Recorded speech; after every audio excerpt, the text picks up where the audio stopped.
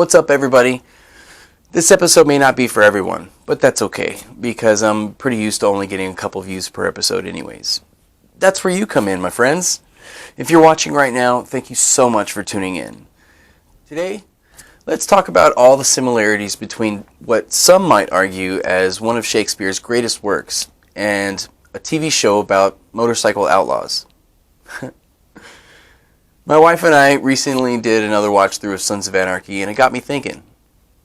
Let's dive in.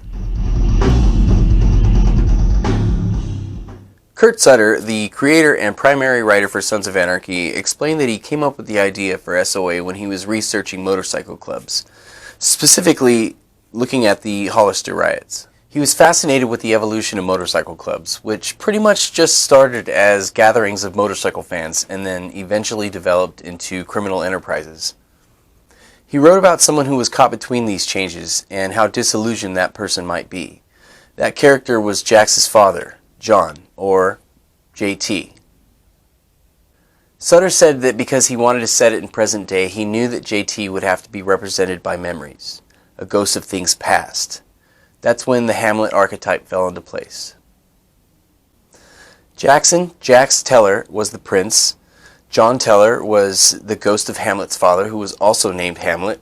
Clay Morrow was the uncle/stepfather of Hamlet.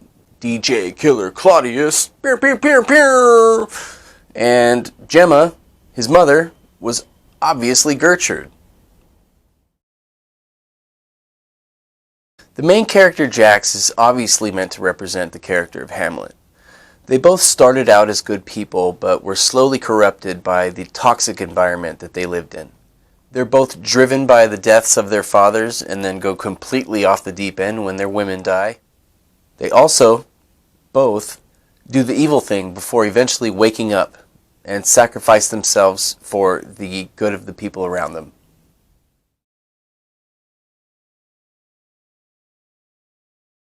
King Hamlet mysteriously dies before the start of the play. Young Hamlet eventually finds out through his father's ghost that his uncle Claudius murdered the king in order to take the throne. Events play out similarly in Sons, as JT has died under equally mysterious circumstances before the start of the show.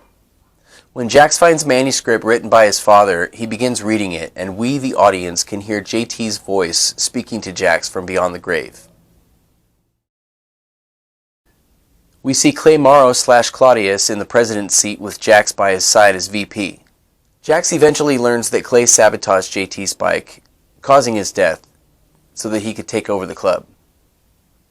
Like King Hamlet literally haunting his son, the memory of JT haunts Jax, begging for his murder to be avenged.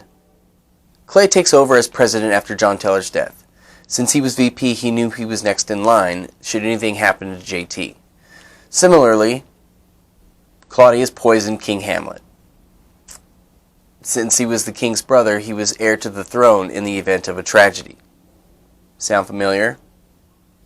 Although JT was not Clay's brother, both Clay and Claudius murdered someone close to them in order to gain power and the title that they always wanted. If Clay is Claudius, that makes Gemma Hamlet's mother, Gertrude. She married Claudius after the death of King Hamlet. Gemma married Clay after the death of JT. And in both SOA and Hamlet, it's implied that there are extramarital affairs before the death of the king and JT.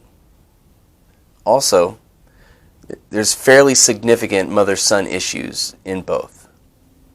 In Hamlet, his love interest Ophelia dies from drowning, either by purposeful suicide or in a state of madness. In SOA, Jax's wife Tara is killed by Gemma in probably one of the most brutal death scenes in the entire run of the series. Gemma holds Tara's head underwater in the sink before repeatedly stabbing her in the back of the head with a barbecue fork. Yeah, it's not technically drowning, but maybe it was a nod to Ophelia. Maybe, also, Tara isn't Ophelia. Maybe she's Horatio. Hear me out. Horatio doesn't die in Hamlet, but he does serve as Hamlet's confidant, which is what Tara became for Jax. Some might say that Opie was Horatio, because in later seasons when Jack started journaling, he literally referred to Opie as his true north, and he was one of the few people that Jax actually trusted, which is what Horatio was to Hamlet. But I mean, come on. Opie? Ophelia?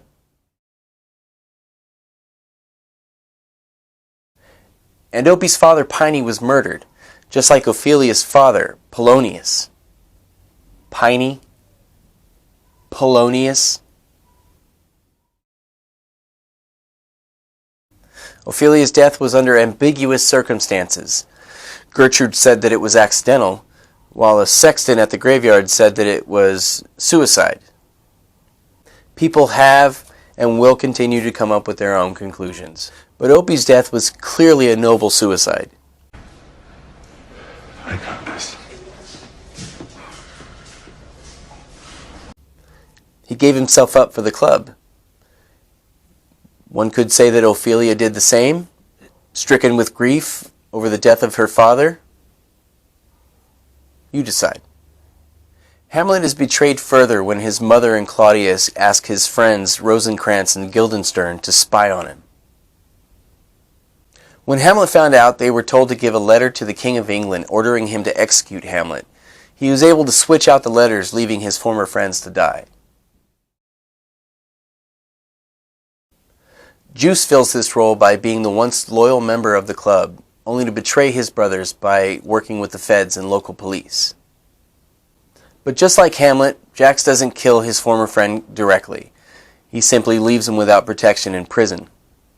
Exit Juice. At the end of the series finale episode, a quote from Hamlet appears on screen. Doubt thou, the stars are fire. Doubt that the sun doth move. Doubt truth to be a liar. But never doubt I love. Hamlet wrote this in a letter to Ophelia. Even several of the episode titles were quotes from Hamlet, like What a Piece of Work is Man and To Thine Own Self.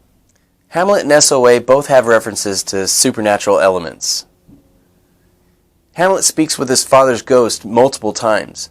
In Sons, the homeless woman is thought to be a supernatural character. Some think she represented holy figures like Jesus Christ or the Angel of Death. She showed up in weird places at important times in Jax's life. Did you spot her in Belfast in Season 3? The subplot of Denmark's impending war with Norway is overshadowed by Hamlet's quest for revenge. Likewise, the sons are almost always on the brink of war with somebody. But like Denmark and Norway, the Sons and Mayans start out as bitter rivals and enemies, but by the end are allies. It's a renewed friendship, huh? It should be. So that's about it. That's all I can really think of as far as similarities, but it's been a really super long time since I've seen or read Hamlet, so maybe I should have done that one more time before doing this episode. Anyways, that's it for this episode. Thanks for watching, guys. Click like on this episode and subscribe to my channel. And while you're there, hit the bell for notifications so you get updates on all future episodes. I'll see you next time.